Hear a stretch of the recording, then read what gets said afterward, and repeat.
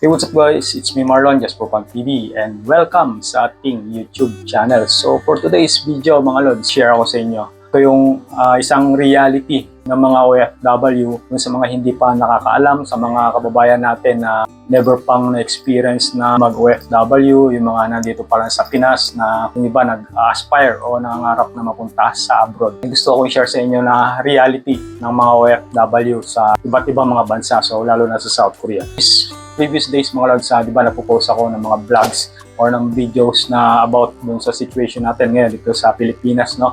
Since dumating tayo, ilang months nang nakakalipas, so share ko sa inyo yung kung ano yung mga nangyayari sa atin na yung pag-apply natin ng trabaho. Merong isang nag-comment dun sa video natin, ayan, mega loud shoutout sa'yo bro. Maganda naman yung approach, sabi niya sa atin, Lods, huwag mong mamasamain. Sa tagal mo sa South Korea, posible na wala kang naipundar or wala ka bang naipundar na kahit na maliit na negosyo. So parang gustong sabihin ni kabayan na sa tagal mo sa abroad, wala ka naipon kahit magkano. Parang ganon. So, pero okay naman yung ano ni kabayan, no? May point din siya. Kaya lang, nagtataka siya kung bakit sa loob ng mahabang taon na nandun tayo sa Korea, wala tayong naipundar o bakit ganito pa rin yung sitwasyon natin sa mga oras na to.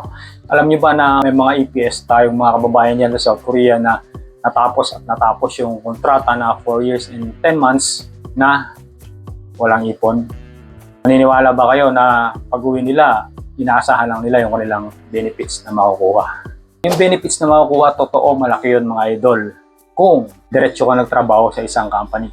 Pero kung ikaw ay release, palipat-lipat ng company, kunti lang ang benefits na makukuha mo. Doon sa iba na hindi nakakalam, akala nyo kasi pag nandiyan sa Korea, pag uwi, automatically yung mga benefits malaki ang makukuha. Hindi po. Ang isang empleyado o isang EPS sa South Korea, hindi po makakuha ng tinatawag na Tejikum, severance pay na magagaling sa company kung hindi siya naka-isang taon sa isang company. So, ibig sabihin, pagka-release ka ng release, di ba? Palipat-lipat ka ng company, hindi ka pa umabot ng isang taon, release ka na naman, hindi ka pa umabot ng isang taon, release ka na naman. Sa madaling salita, pag hindi ka nakabuo ng isang taon sa isang company, hindi ka makakuha ng Tejikum. So, yung mga kababayan natin na nandito sa Pilipinas, akala nila, pagka nauwi mo ng Pinas, automatically, malaki ang makukuha mo. Hindi po.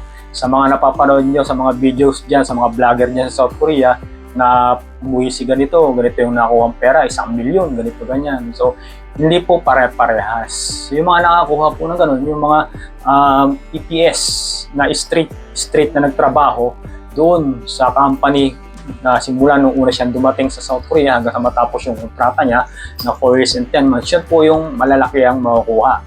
May computation po yan yearly.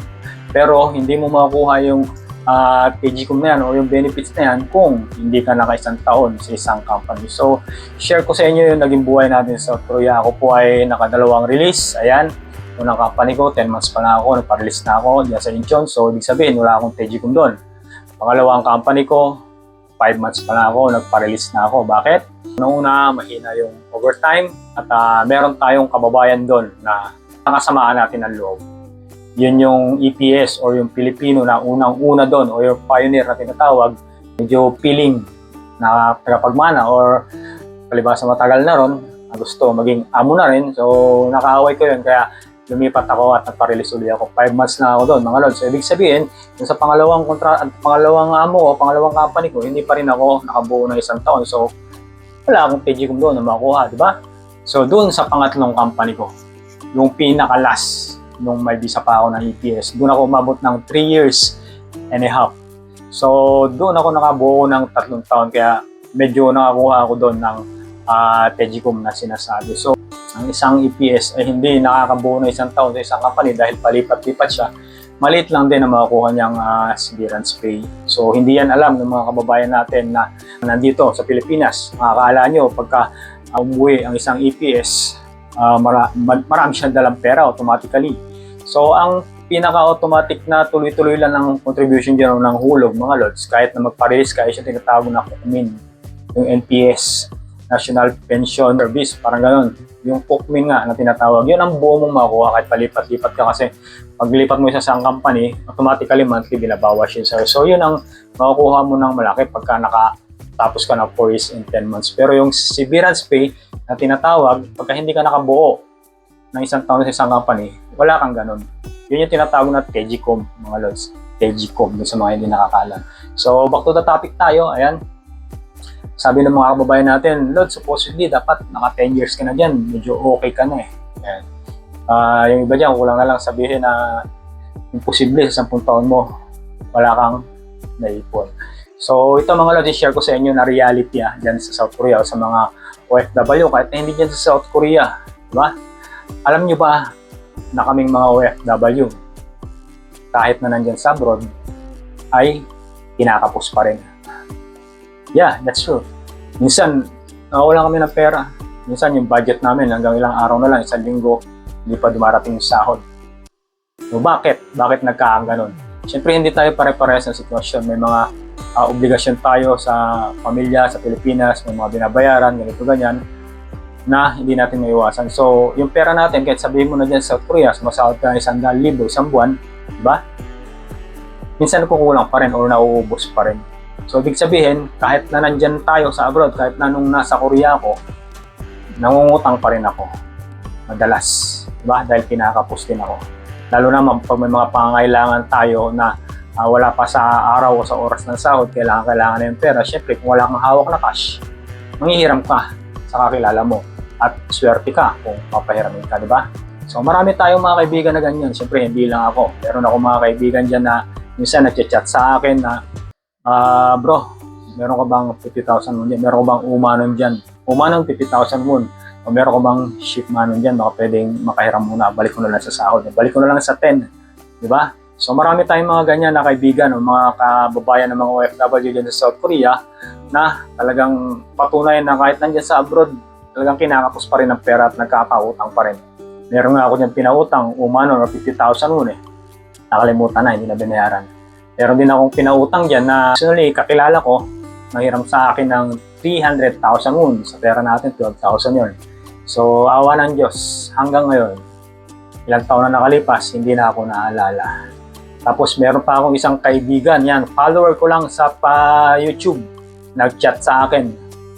Hindi ko alam kung may visa to o wala dyan sa South Korea kasi hindi ko naman siya personally nakakilala.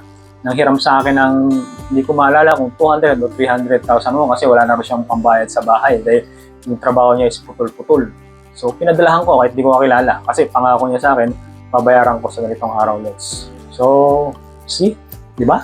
Kahit nasa abroad, nakukulang pa rin mga Lods. And that's the reality. So, kanya-kanya tayo kasi mga Lods ng sitwasyon sa buhay, di ba? Pero nga akong kilala dyan, kabinatang tao. Kinakapos, nangihiram pa sa akin. Lalo pa ako, na meron akong 3 anak na pinapaaral. Bukod dyan, panganay ako. At yung nanay ko medyo may edad na rin, diba? So, pagka may pangangailangan, ako ang nagbibigay. Kaya, sinishare ko sa inyo ngayon para transparent tayo mga Lods, para hindi nyo sabihin sa akin na imposible sa tagal mo dyan, wala kang naipon. Pwede siguro kung madamot ako mga Lods, diba? Kung hindi ko iniintindi yung aking pamilya o yung aking mga kapatid, at aking magulang o kung sino man. Sabihin ko sa inyo, maraming mga nanghihiram sa akin ng pera nung nandiyan ako sa Korea na nandito sa Pinas. Pero yung hiram na yon, hindi ko inaasahan na babayaran pa. Bakit? Sa hirap ng buhay dito sa Pilipinas, mga Lods, pag nagpahiram ako, automatically, hindi ko na inaasahan na babayaran pa ako. Kaya naman, pag nagpahiram ako, pag sinabing 5,000, ayan, hindi kita bibigyan na 5,000 kasi medyo mabigat na yung sa bulsa. Para hindi mo masabi na ako'y masama, na hindi kita pinagbigyan, bibigyan kita ng 2,000. Di ba? Para lang hindi mo masabi na ako'y madamot. Di ba? Pero yun, hindi ko na inaasahan na babayaran mo yun. Pero meron tayong mga kababayan na binigyan mo na ng 1 beses, humihirit pa ng 2 beses, humihirit pa ng 3 beses. At tayo naman, dahil medyo alam natin na maliit lang na bagay yan pag nandiyan tayo sa abroad, lalo na sa South Korea, 1,000, 2,000, 3,000, may maliit lang para sa atin yan, bibigay tayo ng bigay. So, hanggang sa bandang huli, hindi na naaalala. So, ayan mga Lods, ang reality ng mga OFW dyan sa abroad. Gusto ko lang i-share sa inyo, no? Sa mga hindi pa nakaranas na mag-abroad. Siyempre, kahit pa paano, nagtatabi tayo. Hindi naman pwedeng palagi lang bigyan ng bigay, labas ng pera, basta nahingi kahit sino dyan ng hiram, bigyan tayo. Hindi pwedeng ganon, di ba? Kailangan nagtatabi rin tayo ng para sa sarili natin. Lalo na alam niyo naman yung naging sitwasyon ko dyan sa South Korea, bandang huli, medyo nawalan ako ng legal na visa. So, dapat palagi kang meron nakatabing pera. Tsaka, kahit na legal ka dyan sa South Korea, kailangan magtabi ka ng para sa sarili mo dahil hindi mo alam kung ano mangyayari sa'yo, magkasakit ka, mapauwi ka, di ba? May mangyari masama sa isa sa membro ng pamilya mo dito sa Pilipinas, meron kang bubunutin. So, napaka-importante nun. Kasama yan sa PIDOS, doon sa orientation sa DMW, sa QA dati. Sinasabi sa amin na huwag mong ipapadala lahat ng kinikita mo. Magtira ka ng para sa sarili mo. Kasi karamihan sa mga kababayan natin, sa mga pamilya na nandito sa Pilipinas, pag pinadala mo ng pera, di ba? Ubus-ubus, biyaya. Di ba? So, one day millionaire.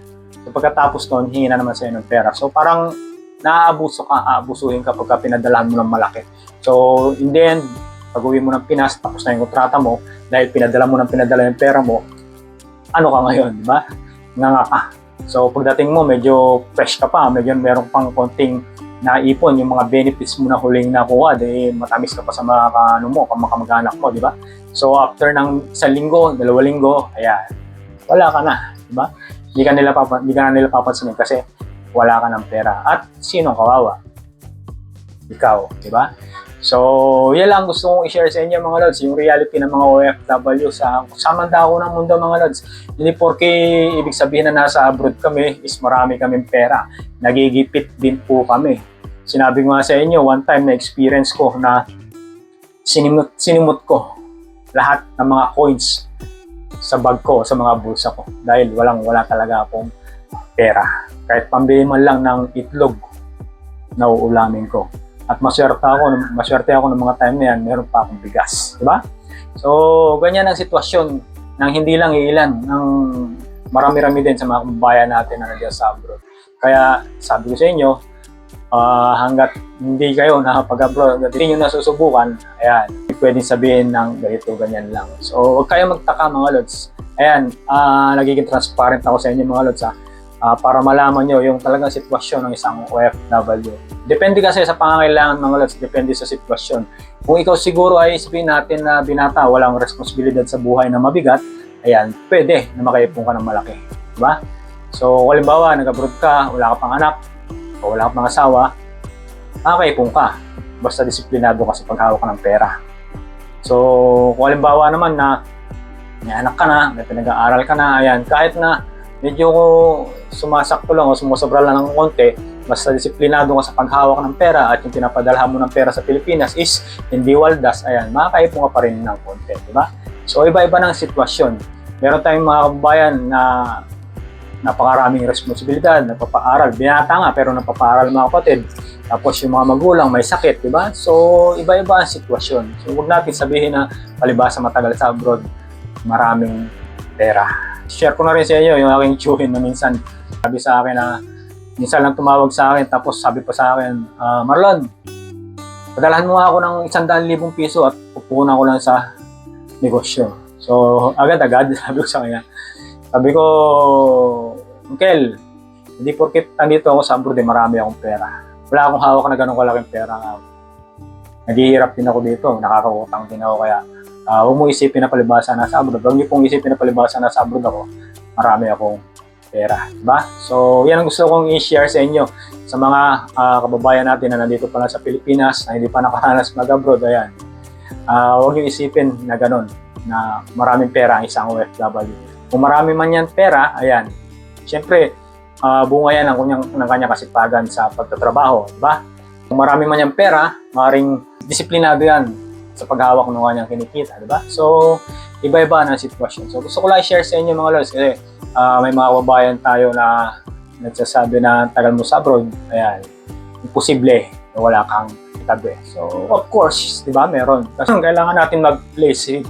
Kasi pag uwi natin sa Pilipinas, alam natin kung ano mangyayari sa atin kung wala tayong naitabing pera, di ba? So, yan lang mga lods, may share ko sa inyo. Reality sa buhay ng isang OFW dyan sa Korea o sa dako ng mundo. So, sana na-gets nyo yung realization or na-realize nyo na ang abroad pala, ang buhay sa abroad is hindi puro sarap, di ba? Mas maraming hirap. So, thank you so much for watching. Ingat-ingat sa mga dako ng mundo na ron and God bless sa inyo lahat. So, gusto ko palang magpasalamat mga idol dun sa mga kababayan natin na nag-reach out sa atin at nag-wish ng good luck sa bago nating journey. So, mega loud shoutout sa'yo, Idol, ayan, Christoph TV channel, ayan, yung kababayan natin na nagbablog din dyan sa Korea. At kay Daddy Chi or kay Bro Chi TV, ayan, mega loud shoutout sa'yo, bro. Thank you so much. Nag-chat sa akin nung nakaraan at sabi niya, message lang daw ako kung limbawang mangailangan or kung kailangan ng tulong. So nakakatuwa mga lods na kahit nandito tayo sa Pilipinas, marami pa rin mga kababayan natin na mga kaibigan natin na talagang sumisimpatya. Di ba? Nakikisimpatya dun sa journey na sinisimulan natin ngayon. So thank you so much mga lods. Ingat-ingat sa trabaho. God bless sa inyo lahat.